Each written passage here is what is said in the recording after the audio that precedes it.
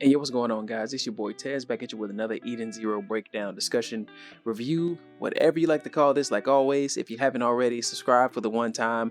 Go ahead and gravity punch the hell out of that like button, and let's get into this review. As we see the crew back on the Eden Zero, we see Hamura, Shiki, and Rebecca and Pino talking to Elsie, and she's glad that they've made it back to the ship. But, she tells them that her ship has the latest and the most current technology for medicine as far as everything goes, and asking them, kind of what they have. And to their reply, they say, we have a sister, because, as we know, sister basically is the ish when it comes to healing. No hands down, no questions about that.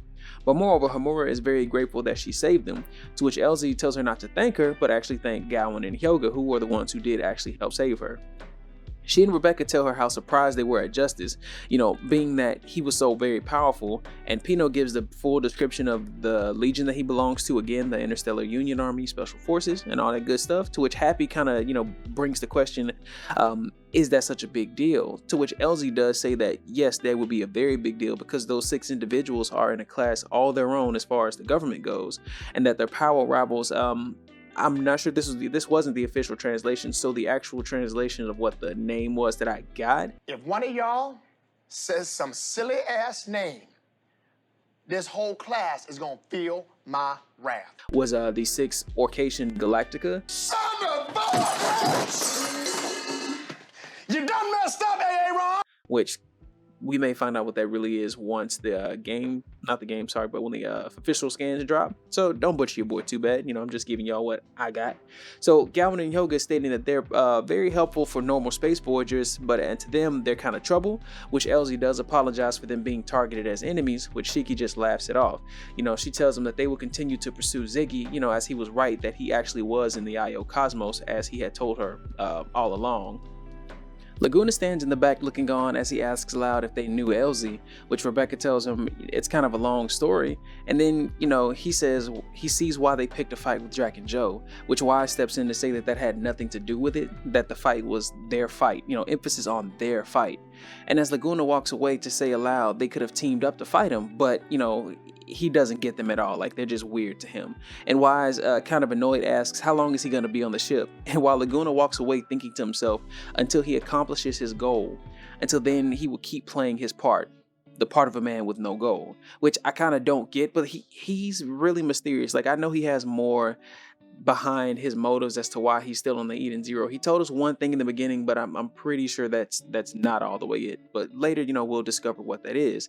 And then we get over to our girl Couchpo and Moscow throwing down, and I believe in the mess hall, as this, she reminds us that Moscow was the guy who kidnapped them some many odd chapters ago, which he claims this is a mistake, as this is all just for comedic relief. Honestly, you can look at this and tell this is only just to kind of lighten the seriousness of this chapter.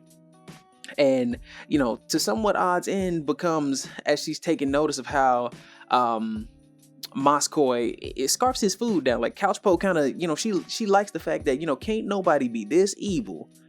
No one can be this evil if they scarfing food down like this, you know what I'm saying? And as Witch looks on, she notes how Couchpo is a force to be reckoned with. Like, who just comes into somebody's ship, gets into their mess, basically makes herself at home like it's nothing. And Witch had to recognize, she had to put it out there. Game recognized game, granddad. She had to let her know. And so as Witch looked over at the little girl, asking if she was hungry, and the little girl told her that she wasn't really hungry, but her friends, or in this case Rebecca and the others, told her how her friend Mimi had died. And as tears rolled down her face, the little girl had no parents of her own, and Mimi was her only family.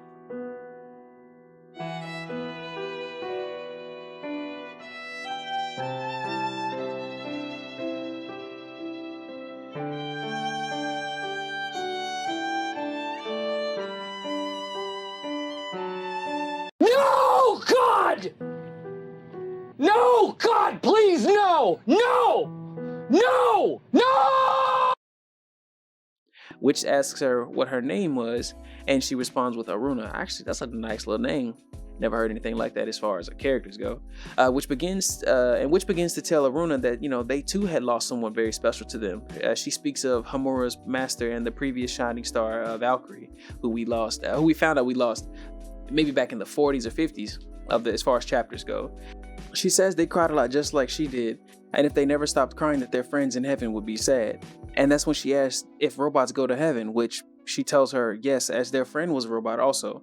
And after she's cried all the tears, to smile as best she can as her friends in heaven will see those smiles. And Witch takes her helmet off, and the little girl's eyes well up, and as she runs into Witch's arms and hugs her, Witch tells her, that if she wants to smile brighter later, then cry all you want now. And then as we transition over to another unit, Hermit and Shiki are still kind of there with the unresponsive Xenolith, and Hermit is surprised at the news that this is Xenolith, one of the heavenly knights of the dancing Sakura. She still can't possibly, she's like, he can't possibly be alive, and Shiki says that's why he's a robot. Like, Hermit states that either way he isn't moving. Shiki tells them about him just randomly shutting down, and Hermit wonders why he would bring him here, like Homura and Rebecca backing the motion of bringing him, as the planet was basically about to blow up around them because, Forrester was going through all that chaos and turmoil, and then Hermit's still grumpy, kind of, about him being a man of legend, not believing that this robot here could, he could just be using the name. And then Happy and Pino approach, sensing no aether coming from it at all, and then Shiki tells him about him using the same moves as he did, back on the planet. Like, he used the gravity, the Magimech, the gravity just the same, but more powerful versions of it. And next thing you hear is a download complete, which Xenolith comes back and springs up in this crane style pose of all things, saying that Xenoman is back. I mean, OG robot popped up, let him know what it is.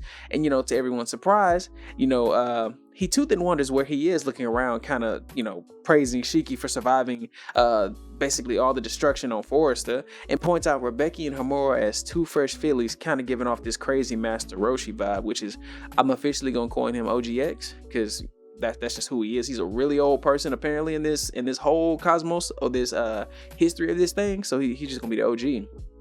From here on out, as far as when you hear me say Xenolith, he will be referred to as OG at sometimes too. So then he explains he basically uploaded and transferred his personality over to the cloud to avoid getting infected by the virus that we know was Dr. Muller's doing, which was causing all the robotic life to just basically run amok, go haywire, and kill all the humans back on Forrester.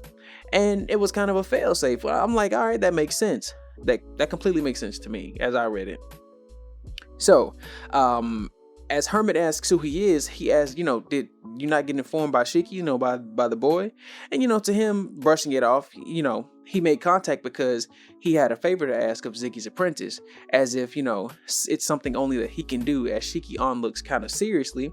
We get over to Wise talking to Chris now outside of the OR on the Eden Zero, with his head kind of held low, telling him that they ran into Dr. Muller, and that he told them about the twins, Chris and his sister Kleene, who are twins for those of you who may not know, which you should at this point. And, Chris is kind of enraged, but Chris is thinking to himself that, that's probably why Kleene went crazy and was kind of shocked, but that's when Chris basically says, he'll be the one to deal with Dr. Muller. But Wise basically shut him down, telling him that, they blew him up already. They blew him to bits, Wise in his own way was basically trying to apologize for being so hard on the twins after finding out all that they had been through. And then this is when Sister comes out of the OR, sighing a relieved breath as Chris asks how Kleene is, and she tells him to go see for himself. And as he walks in, he sees Kleene staring and speaking and talking, of a long time her heart was in darkness, and how she couldn't display her emotions, but now the sun has come out in her heart, and that it feels like this gentle breeze. And as we see her smiling face, Chris, looks shocked, and Wise is kind of confused also, and Sister tells him that she basically got rid of her memories of being captured by Muller and saved by Drac and Joe, which makes Wise question, that Drac saved them of all things in the beginning anyway. He's just wondering, like, why would he do that? But then Kleene recanting the promise that Chris had made to find someone called Sister who would help make her better, and that he did. And as Sister puts on this pompous smile and she's all better, Chris lifts his head, smiling with tears all down his face, as a brother being reunited with his sister, and a sister being reunited with her brother is glad to have her back. And to which Kleene responds she is glad to be back, with this giant grin.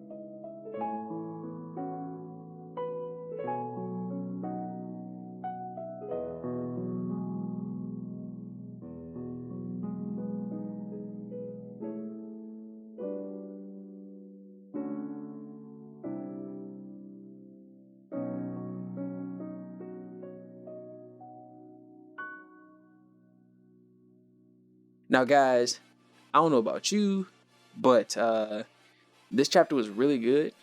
I was kind of wondering how everything was gonna, come about as it all came down to it, like what sister actually had planned to make Kleene better. If Kleene was gonna still be the Kleene we knew of, who was, she might have just still been emotionless, but she's got her emotions back. Now, will that have any effect on her ether? Like her abilities, will they grow? Will she get stronger? Will the twins stay with the Eden's crew? Like, I have so many questions, but we'll have to just wait for chapter 130 when that bad boy comes out. So again, if you've made it this far in the video, thank you so much. I appreciate it a lot. Subscribe if you haven't already. Thumbs up, share it, comment down below, say something, because your boy will always talk back. And I'll catch y'all for the next one. Y'all be good, be blessed, wash your hands, wash your ass. Peace.